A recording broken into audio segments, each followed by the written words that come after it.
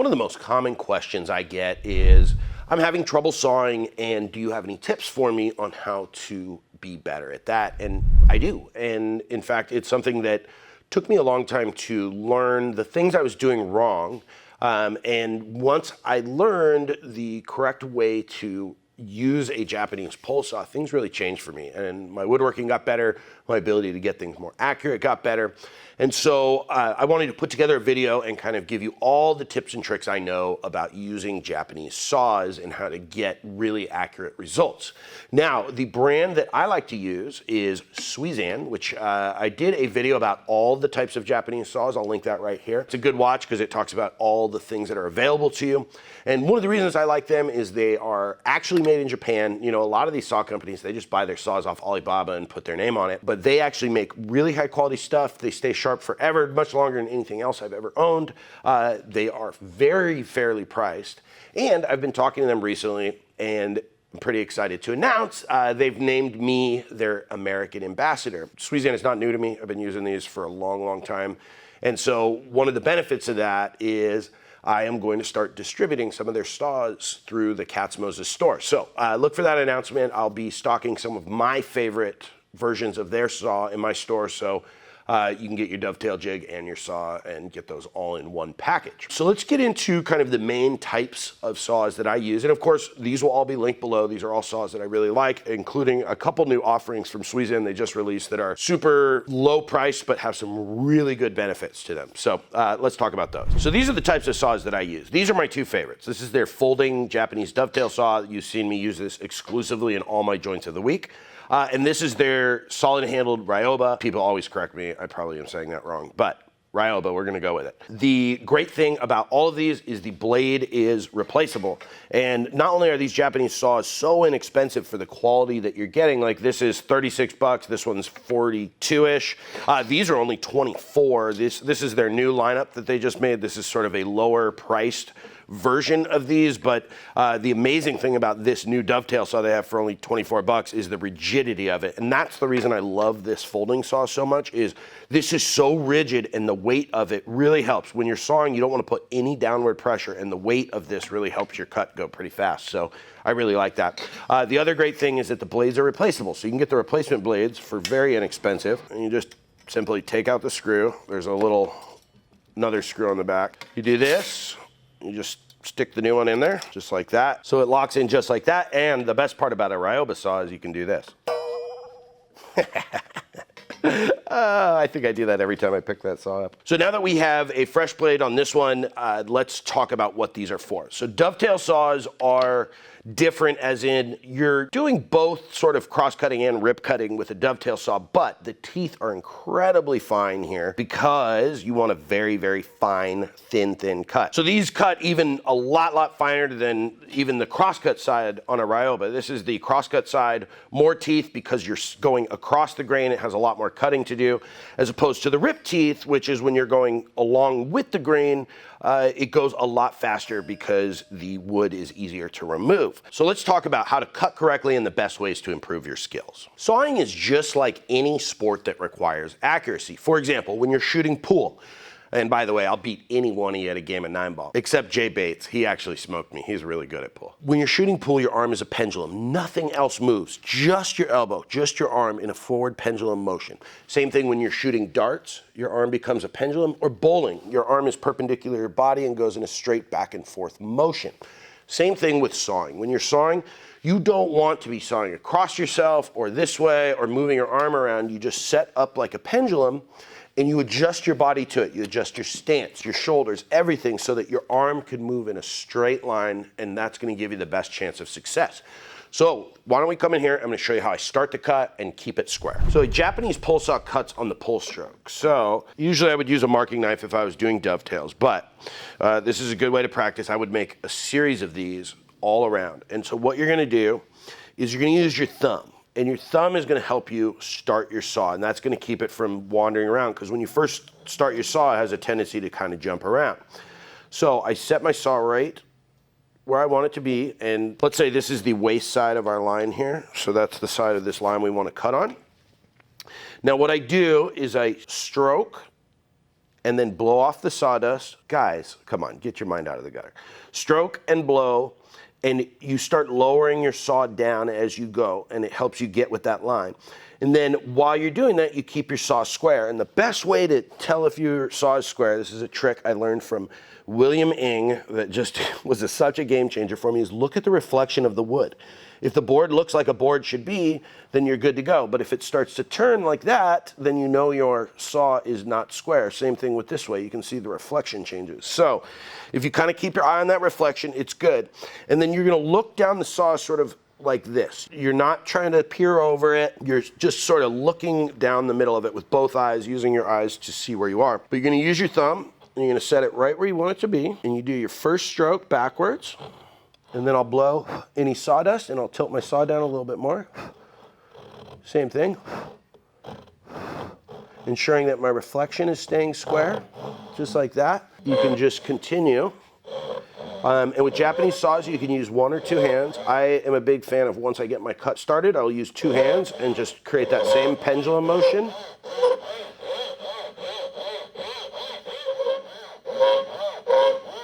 So now you can see I'm literally right next to my pencil line the whole time. And the most important part is this kind of first 1/4 inch, because if you're not square there, it's going to start to veer off. And this is deeper than just about any dovetail you would ever cut. But you can see here, I'm right next to my line. Down here, I'm, God, not even a hair's width off of it. But that's about as perfect as you need to be for cutting these kind of cuts. That's rip cutting with a dovetail saw. So let's talk about different types of cuts, maybe tenons and cross cuts, and how to get stuff square. And we're going to be using the shooting board that we made in our previous video. That video will be linked right up here in the corner there. But that's one of the ways to, unless you're maybe Paul Sellers, to get something dead square after you cut it in case you're not right on. Because, hey, we all want to be perfect, but we all know that woodworking is about fixing your mistakes, not making them. Okay, so a Ryoba saw is the saw I probably use the most, except for joinery. This is my dovetail saw and, you know, pretty good joinery saw. But when it comes to most other types of things, including most joinery like tenons, I like to use a Ryoba saw. One, because you can go very, very deep. There's no back on the saw, so you aren't limited by the 2 7/8 depth, that is, I believe, at the end. So you could cut all the way through. Let's say you were resawing a board with the rip side, or cross-cutting a big piece of wood like we're going to show you in a minute. But when you're rip cutting, you do it the same way. A great little trick that I like to use is I start it with the cross-cut side, so I'll get my saw where I want it, just like that, and then I'll go to my rip side. And because these teeth are a little hard to start, especially if you have soft wood, you can get some kind of tear out in the beginning. So then you can go to your rip saw and you can see how much faster that cuts compared to the dovetail saw.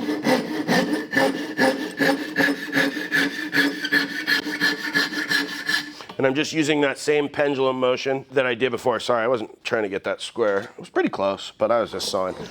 So let me show you how I cross-cut with the Ryoba. I'm going to show you 2 ways. Okay, so I want to show you what good sawing looks like and sounds like. And now that's a Paul Sellers tip. Paul Sellers is always preaching, listen to the sounds of woodworking. And the sounds will change as you're about to cut through a piece. The sound will get lighter, and you'll know that you're about to go through, so you can kind of stop and not slam into your bench with your saw.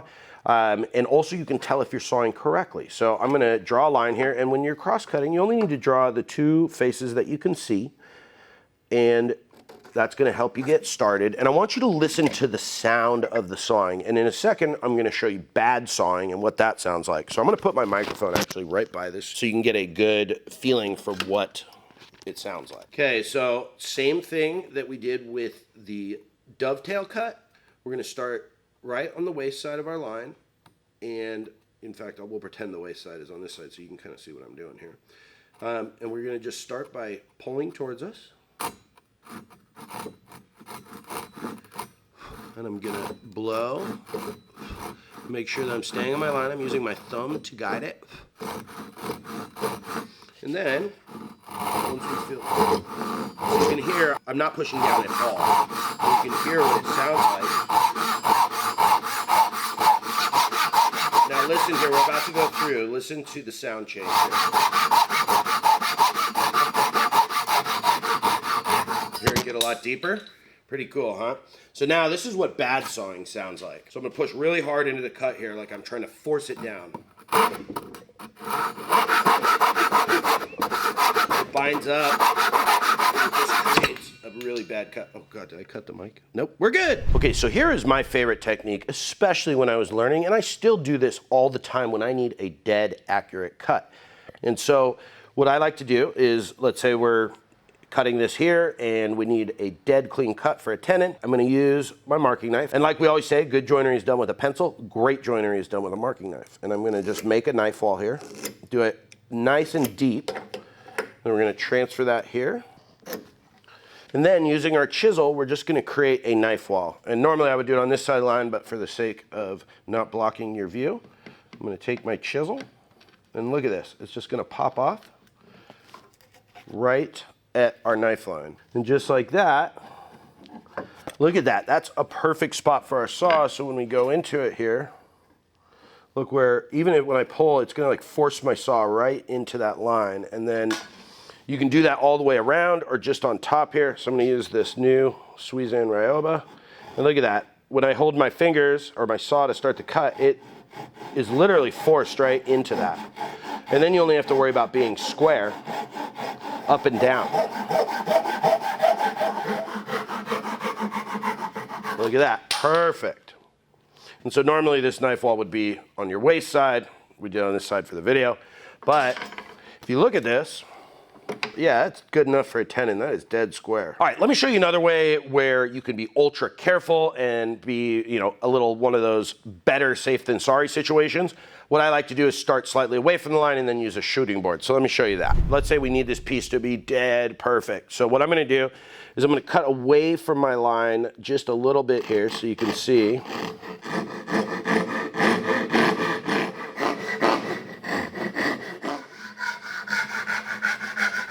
Now you can see here, I cut right next to my line, and we're gonna use the shooting board that I made in that last video. Again, it's linked here in your upper right-hand corner, and we're gonna get it down to this line. Now this is a way to ensure squareness, ultra squareness, and perfection.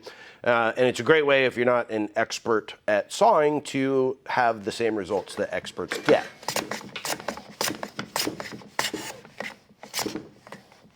So you can see here, we just perfectly took our pencil line. We've got a perfectly square board.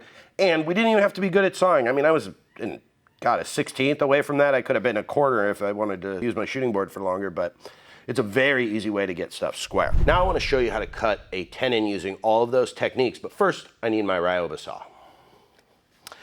Why, thank you. Okay. All weak. Good shop dog. Okay, so here's every step I would take to cut a tenon. First, I'm gonna cut down. I'm gonna stay slightly away from my line because later I can clean that up with a chisel or a hand plane, a rabbiting block plane, or any hand plane and a chisel combined. So I'm gonna stay slightly away from my line, which allows me to clean it up, and then I'm gonna cut my shoulder, but I'm gonna stick right on my shoulder line because we're gonna use that knife wall. So I'm gonna use my thumb to get the cut started, slightly away from our line.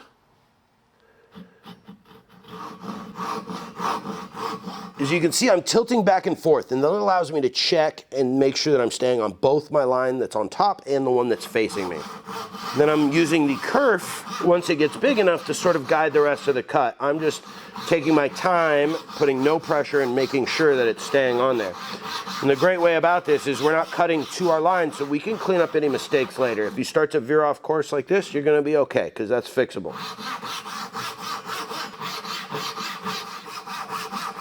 There we go, and I'm gonna stop just before my shoulder line. Now I'm gonna take this board, and that is when we're gonna use the knife wall trick. Then we're just gonna take our saw and cut down to our other line. Now, if you didn't complete your line, remember you're on your line now, so just be careful you don't overshoot that, because you're gonna maybe have to snap that off there at the end. So this is real easy now, because it just goes right in there. You don't have to worry about it. You just have to worry about keeping it plumb to your board. You know what, folks? I just realized I used the wrong side of the saw to cut down on that tenon. I wasn't even thinking. So you would have wanted to start it with the crosscut side and then flip it over and go to the rip. My apologies. So then, boom, that just pops right off. And then you can use a chisel to clean that up, or a block plane. And then you would just check. So you can see our line there. So we want to start more on the inside. Now let's check and see how we did here. Perfect. Perfect, perfect. So that's combining all the techniques we talked about into cutting a tenon. You would potentially do that on one, the opposite side, or 3 more sides to get a perfect tenon.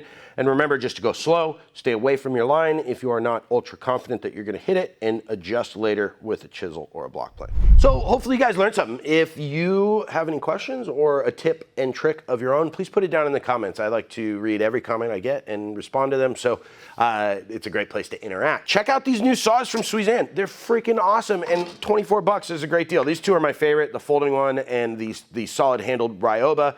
I'll leave links to all this. Oh, and one I didn't mention was their new flush trim saw, which is super cool because the last one I wasn't really a fan of. But this seems to be a huge improvement. It's got a side for hardwood and softwood.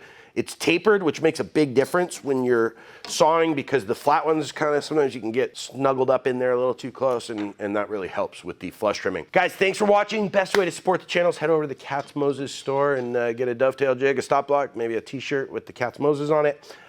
Thanks for watching, guys. Stay safe in the shop. We'll see you on the next one.